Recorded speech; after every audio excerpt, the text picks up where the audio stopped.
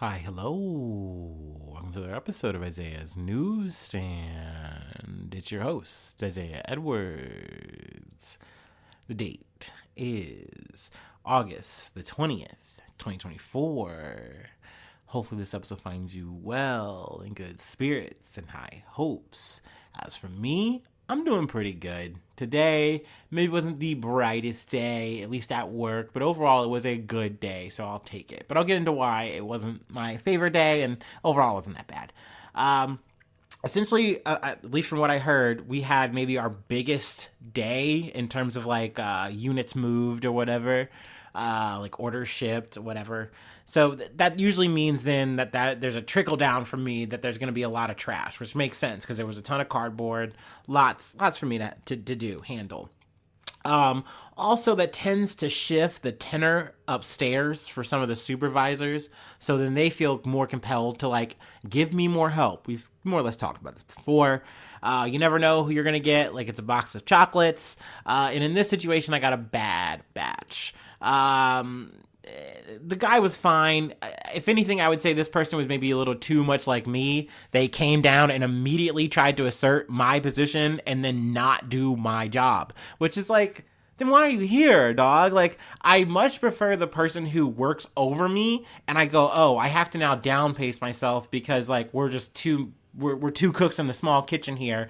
I need to shift to a different kind of role. If you come in here and just go, yeah, I know this is a no, nothing, do nothing job, and you come down here and do nothing and you're in my way, then you're just in the way, dog. Because I know a lot of people look at me and they look at my job, and I'm sure maybe you, the listener, hear me and go, yeah, you don't do much at your job. You really don't do much. You even say it. Yeah, but there is a certain thing that I do that keeps this shit running, at least in terms of the buggies flowing and that people can fill them up and bring them back down to me.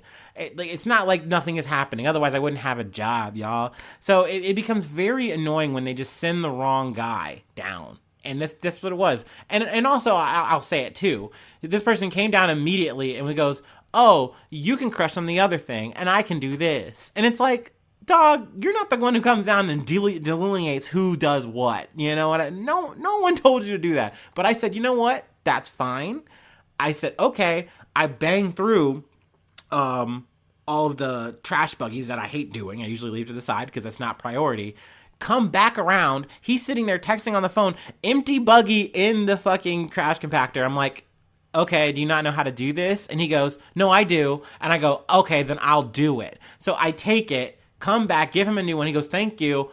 I don't say anything. I immediately go hang out with maintenance until my next break because I'm not fucking handling a person like that. I just won't. I treat each of these people as I feel like they need to be treated, and if I have to deal with the backlash, then fine. These people can come down and I can actually tell them how it works because they just send people down and not give a fuck. And I hate that shit. I hate it so much. He came back down again later and then saw that I wasn't going to move from my position this time because I already did all that trash. And he's like, oh, when are you leaving? And I go, 4:30. And he goes, okay, I'll come back then later. And I'm like, okay, because I don't want to see you. I want that motherfucker to come to me like a young pilgrim. He should only be seen, if that, I really don't want to see you. I don't want to hear you. Get the fuck out of here.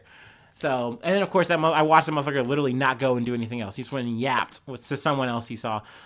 Sorry, I just had to get this out because that's the kind of shit I hate. It's like, look, from one bum to another, don't send me a bum. That does me no goddamn good, and it does you no goddamn good as a supervisor, as a company. If we're busy, then send me motherfuckers who want to work. You know what I mean? Obviously, I'm here doing the crushing. It's just frustrating. It's frustrating, y'all. It's moments like this where I do go, man, the job, it's just grind my gears a little bit. Also, I had a bum charger, my charge cable broke, so I was like, fuck. But luckily, this is where it was cool to be friends with everybody in maintenance. I came through and asked some questions, and they're like, dog, we got you on a supercharger. My shit was zip, zip, zip, and I was very happy about that. So yeah, and overall, work was fine. If you take that guy out of the equation, my day was fine. It was great. Regular ass, what is it, Tuesday? On a Tuesday. But yeah, that dude just grinded my gears, So there's that. Well, that's off my chest. Let's go ahead and talk about Food Corner. Let's see. I had the Mexican beef and rice bowl. It was yummy. It was good. I will definitely say we had the tortillas. Didn't fry them up. Just put them in a pan. White rice. Very textbook. You know it. But I will say a weird craving I had. I am just in my bagel era. Maybe I never left it, like, but I realized that I'm like, yo, I want a hot bagel, a toasted bagel, the way I get it from Dunkin'. I want it hot, hot. And I realized I'm like, you know what you have to do, dog? You have to run that motherfucker in an air fryer with the cream cheese on. And sure enough, I did it and it turned out pretty much the way I wanted. I will say this is one of my flaws when it comes to cream cheese is I refuse to do a schmear and make it a real schmear. You know what I mean? I'm very frugal with my cream cheese. Like I can't make myself put on a heaping helping for some reason, because then it goes away in 2 or 3 bagels, and then what am I going to do with the rest of the bagels? Put butter on them and that's it? I hate that. And I also don't want to be the guy who buys a tub of cream cheese and then winds up not using it because that's gluttonous, and I don't want to be gluttonous. Remember, I'm trying to lose some weight every once in a while, I get that urge. So I'm always stuck with this problem when it comes to bagels, when it comes to, like, especially bagels. I just never dress them the way I want them to be dressed. It takes a friend, it takes an employee to do the work that I cannot do, and it's one of my flaws, for sure. Definitely put that in one of my red flags. How about that? Okay. So yeah, I had that strawberry cream cheese on a cinnamon raisin bagel. That shit was bust. It was so good. I literally ate it while I was cooking the rest of my meal. I don't know. I'm in a weird place, y'all. I'm doing weird things. I'm having weird thoughts. Okay, you know what? This is good. This is good for me. I am going to do my startup, and let's get into some real shit. Let's get into some hard news. And then we'll close out with some, Democratic convention talk, which I guess is going to be light. We'll see. We'll see how I feel once I get there. All right. Feel free to take the startup with me. This is definitely an activity I don't like doing alone. Or I like doing with friends, but I do like doing alone. That's what I meant to say. Yeah, I'm both. I'm definitely both. Some people don't like doing the startups by themselves. I am definitely pro doing them by yourself. It's more for you. Anyway, sorry.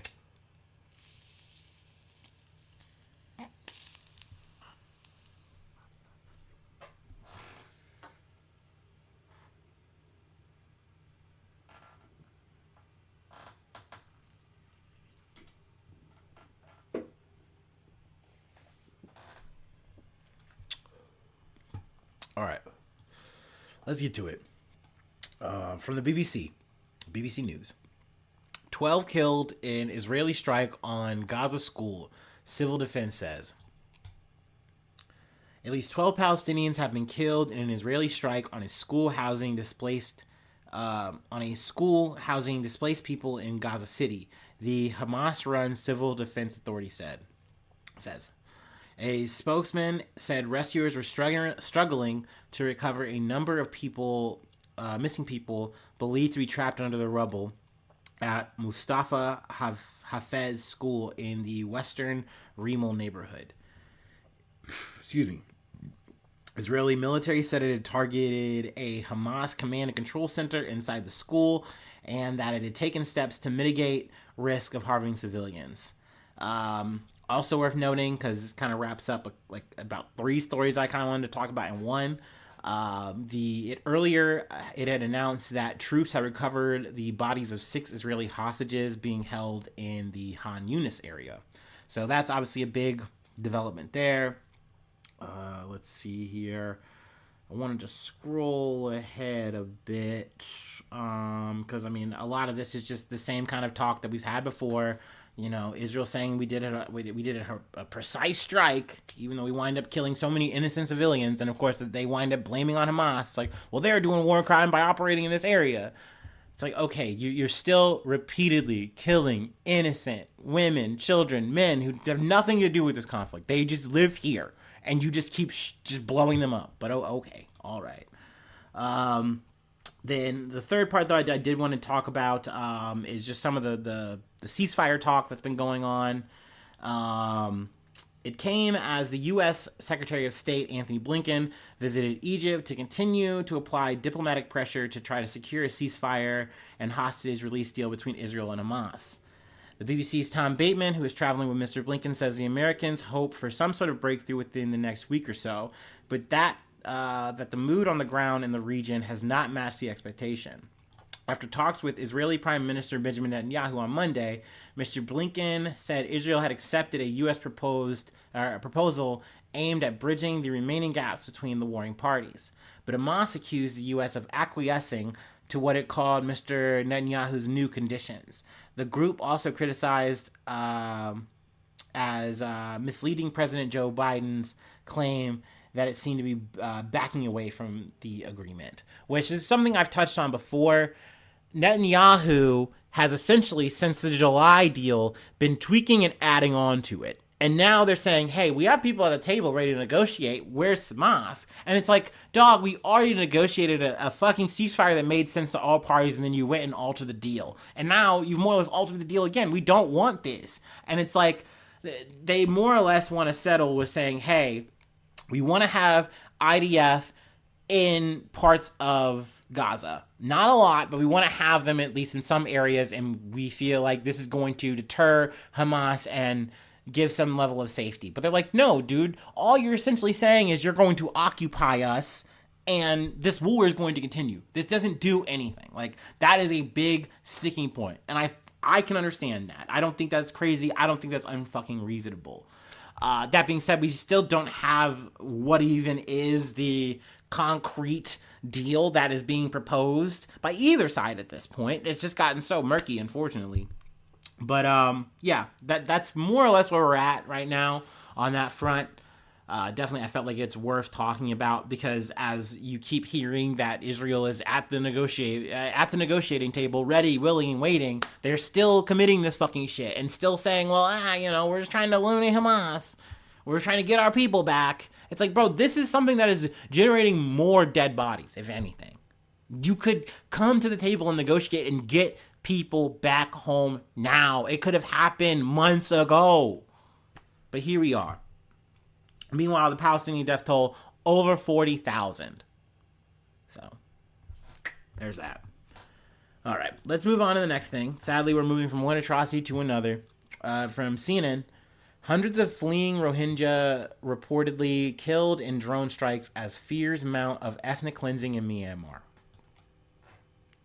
Renewed fears of ethnic cleansing against the stateless Rohingya Muslim community are mounting after reports that hundreds of people, including women and children, were killed by drone strikes while fleeing violence in Myanmar's western Rakhine, I'm sure I'm getting this wrong, Rakhine state last week. Videos shared widely on social media and geolocated by CNN showed dozens of bodies strewn across the muddy banks of the Naf River that separates Myanmar from Bangladesh. And one video geolocated to the western edge of Mungdaw Township, Myanmar ward, on the banks of the river. A man sobs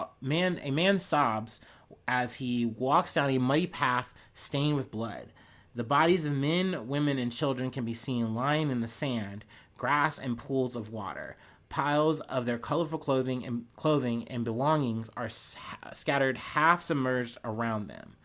Witnesses and Rohingya activists told CNN that a series of drone strikes on August 5th hit civilians fleeing, fighting, and violence in their villages in Mungdaw, northern Rakhine. The displaced families had been waiting to cross the river to Bangladesh at the time of the attack, they said. Unverified reports put the death toll at about 200 people, which, if confirmed, would be one of the deadliest attacks against civilians in Myanmar's 3-year civil war, a conflict that broke out following the military's 2021 coup. Witnesses and activists who spoke to CNN claimed the Arakan Army, or AA, a powerful ethnic armed group fighting the Myanmar military, were responsible for last Monday's attacks on the Rohingya. I'm sure it's Rohingya. I think it is Rohingya. The AAA has denied involvement, saying in a statement that these deaths did not occur in areas under our control and are not related to our organization.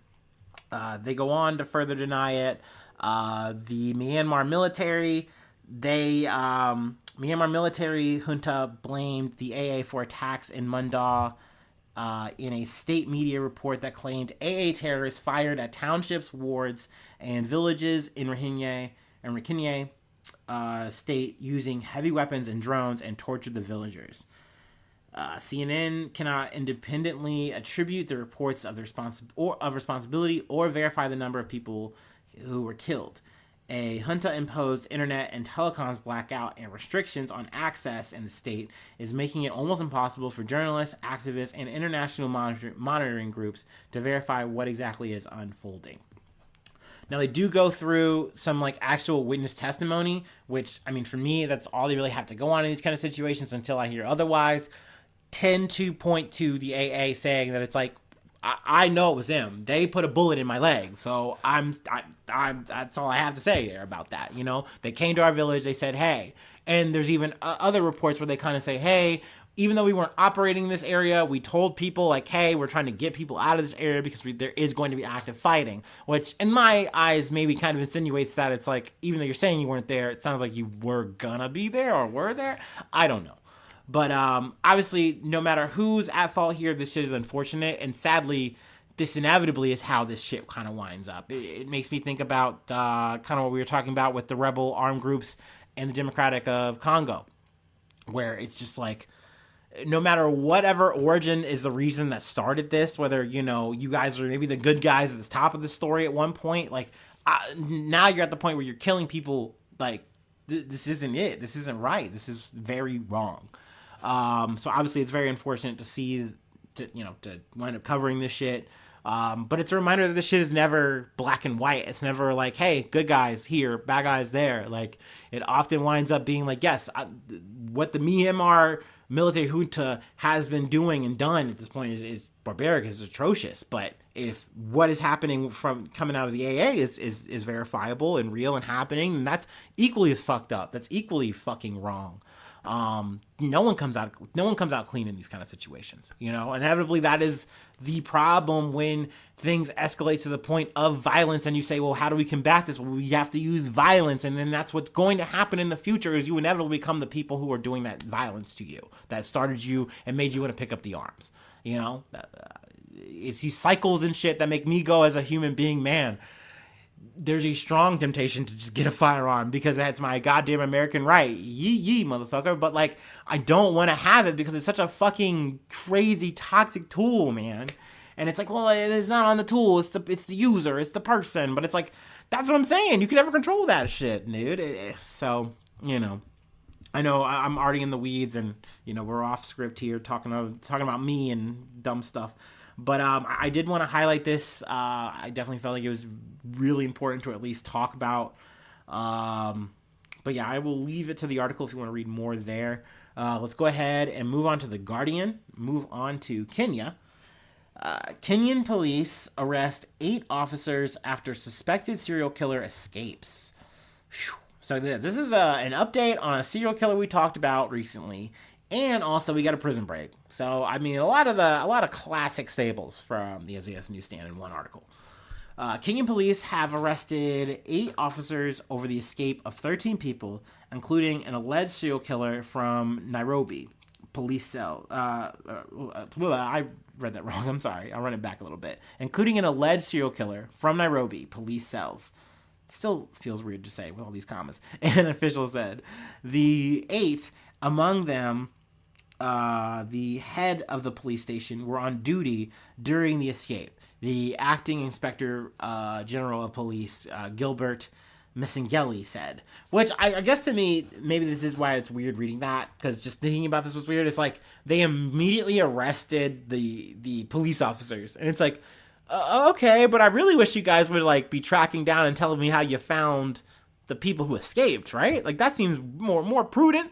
Right? But I do get that they're like, wait, we think that one of you guys or maybe multiple people were inside men.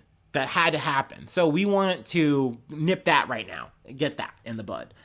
But yeah, let's see here. The escapers included Collins Khalusha, 33, who was arrested in July after dismembered bodies were found at an abandoned quarry in Embassi South, Nairobi. Police in July said he confessed to killing 42 women over the past 2 years and throwing their bodies into the quarry, which is used as a dump. At least 10 sacks with body parts were removed from the site, they said.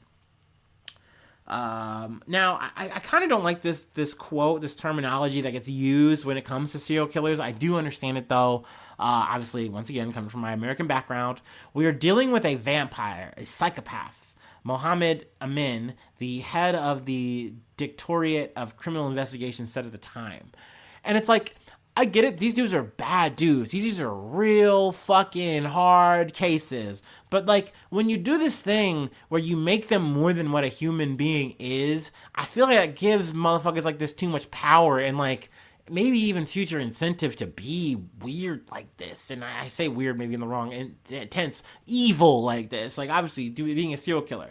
But one thing I did want to mention that I don't think I mentioned before is that Collins, at least from his defense, they said that he was the confession was beaten out of him. Now, you know, I don't have any verification of that or not. That's just a defense that's being used at play, and really doesn't matter here at this point because he's literally flown the coop. But you know, definitely felt like it was worth mentioning because I didn't mention that before. Let's see, but let's get back to the escape. The escape was discovered at about 5 a.m. on Tuesday when the officer in charge at the station's canteen manager went to serve the prisoners breakfast.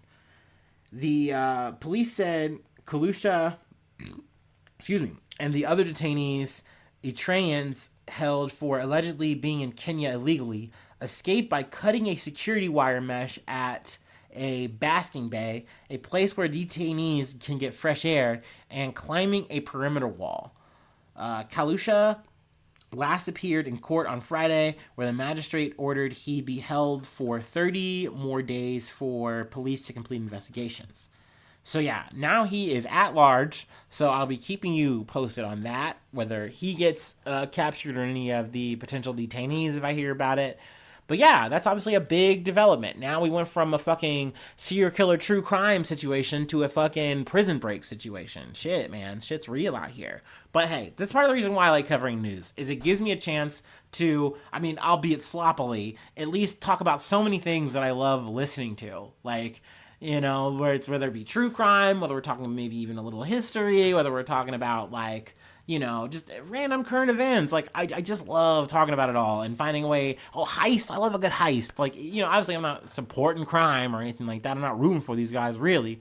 But, you know, it's interesting to talk about things that are literally happening, like, around us as we speak, as we live and breathe and you know, do our day-to-day shit. So that's part of the reason why I do it, y'all. But yeah, let's go ahead and close out. We gotta go and we gotta go to Chicago, get some deep dish pizza, maybe a nice dog, see Kamala in a tan suit. Yeah, let me go ahead and take my last break, and we'll go ahead and close out with DNC Day 1 coverage.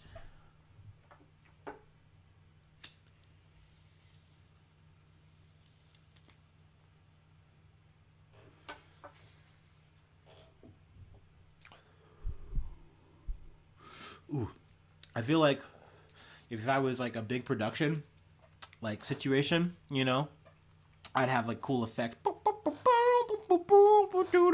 I don't know, I'd have cool coverage here, like little sound bite. I don't know, not sound bite, some sound effect.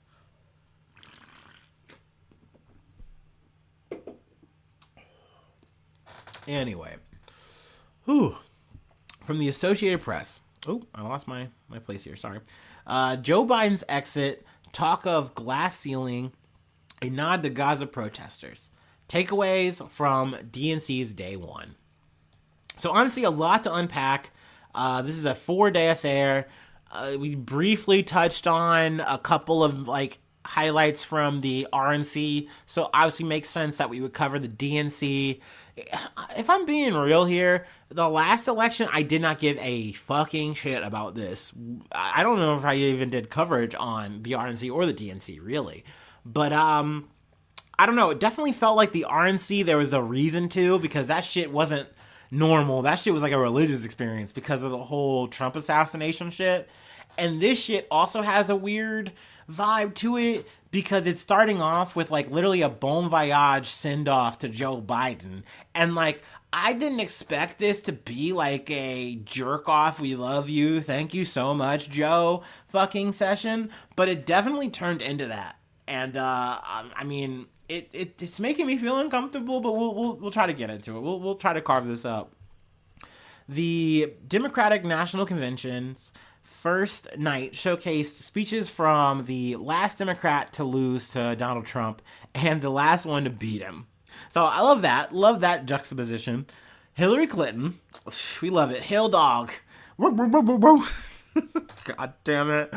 Hillary Clinton spoke hopefully of finally breaking the glass ceiling to elect a female president. Joe Biden laced into Trump and directly acknowledged the concerns of protesters against the war in Gaza who demonstrated a few blocks from the convention hall. They also wound up actually protesting in the convention, but it was so awkward in terms of like the reaction to it. Like literally people are like, they came up with signs saying stop arming Israel, and they were shouted down and then cloistered by people with like, we love you, Joe, we suck you off, Joe, oh Joe, you're so great, Joe, and they like swarm these people and they cut off the lights in the section. And then you even like hear the media like try to smooth down the story like it wasn't even that big of a deal, like actually they were cringe. It's like, no dude, we're the cringe ones for like applauding this shit. Like, no, this is bad, we should stop arming Israel, what the fuck. Like literally no one gives a fuck about the story I covered at the top, apparently. We're just so happy. We're just so happy for Joe that he got us here. That's really what it's about, isn't it? Isn't it? And isn't it crazy that, like, even though Hillary Clinton couldn't make it happen, that, like, she's here for this, though. She's got hot sauce in her bag for this. She's about to Pokemon Go again for us, bro, I guess. I really don't get why either of these people are here. To me, it doesn't make sense. Like, we should make this about the person who is supposed to be our new hotness, which is, once again, Kamala in a tan suit. And I'm sorry, you're going to keep hearing me mention this because they would not let it go when Obama wore a tan suit. And that shit was, like, so bizarre to me that conservatives did this shit. And now I cannot, like, let it go from my lexicon. Like, so whenever we see a person of color in a tan suit, I have to remark upon it. Like, it's a big deal because I saw Fox News make a big deal about it. So that's our inside baseball, you and I. We are simpatico here when I mention that in the future because it will happen again. But yeah, let's get back to it. God, let's talk about this 4-minute standing O bullshit.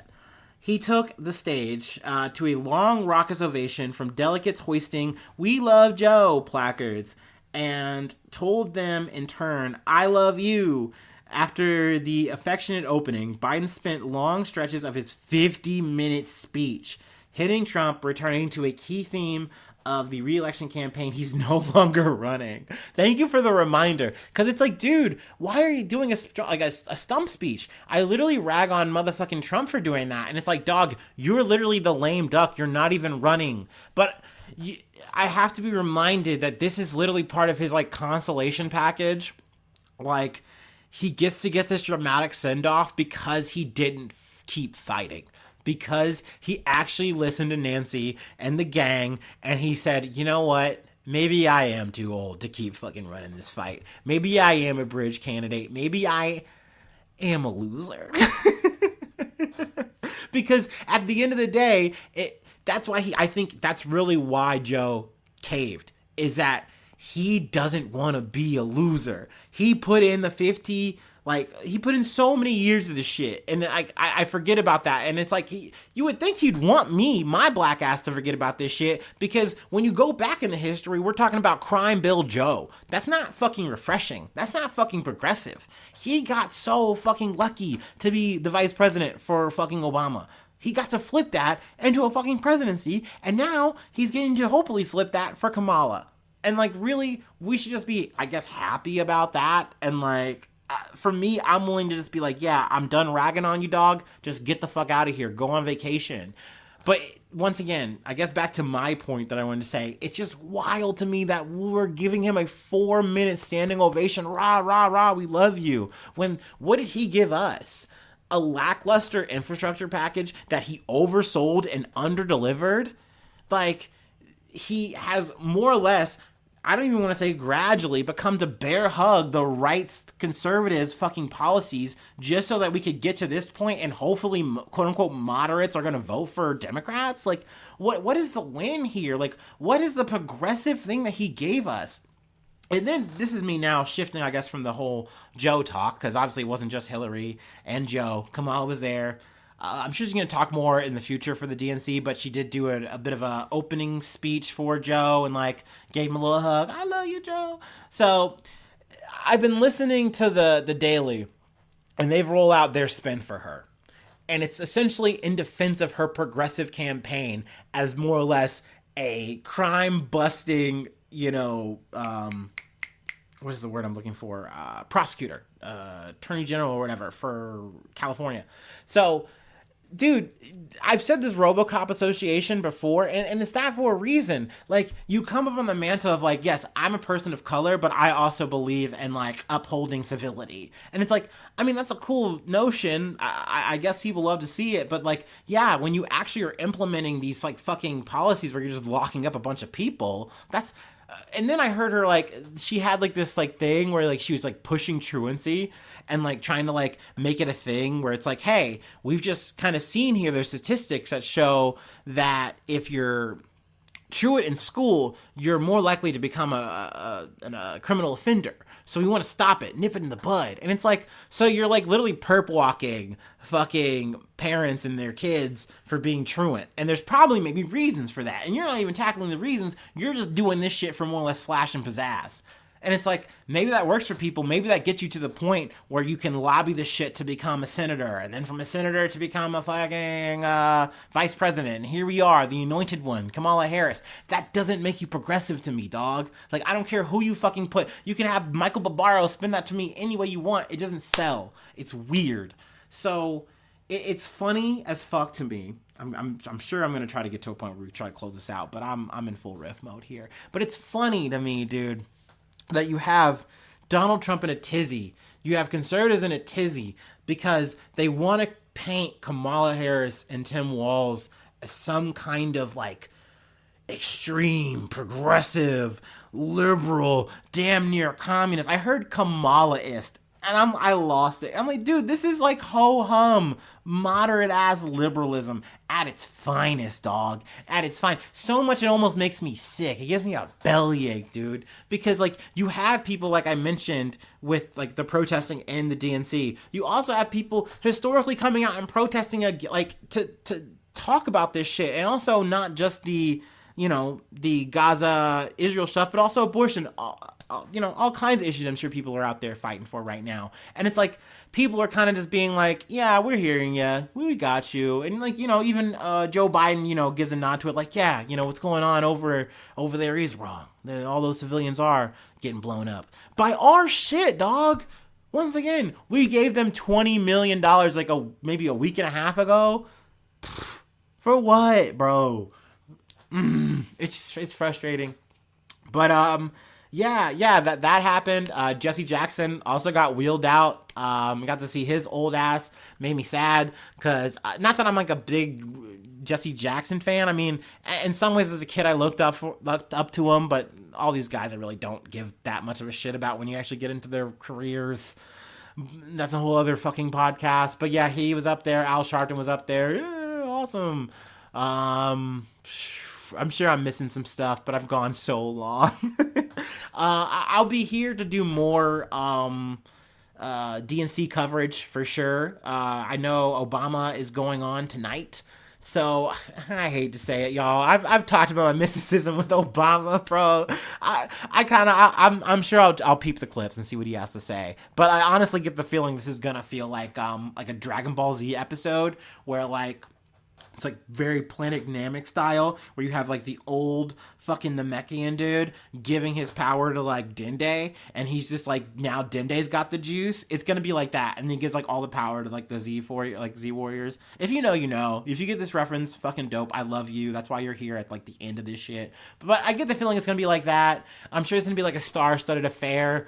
Whatever, man. Like I said, man, I literally just listening to clips of this shit made me sick. So we'll see. Like, it's hard, man, because just talking once again about my fucking self and how I feel about this shit at this moment, it sucks because I would like, I get why leftists are so fucking mad about this shit. Why they find this shit so goddamn odious. Why they can't vote for Kamala. Like, I get it, dude. I understand. But I also see that on the other side of this conversation, we have Donald fucking Trump, and I see how people get, and I see how people act in my town where I live, bro. I hate it. And I would much rather the alternative where we pick the person who's, still gonna do the same fucking bullshit, still back the same fucking plays, and we still don't get anywhere. But, like, once again, I don't have these fucking, like, Trump Vance flags in my face at the local UDF, you know? I just want to cut that shit down at the end of the day. Like, that's the shit I can control. At least with my vote, I feel. And I know I really don't, but like in my little gerbil cage, that's how I feel, you know? And that's where my head's at with this shit. So that's why I wind up, you know, kind of collapsing to the whole idea of playing team sports.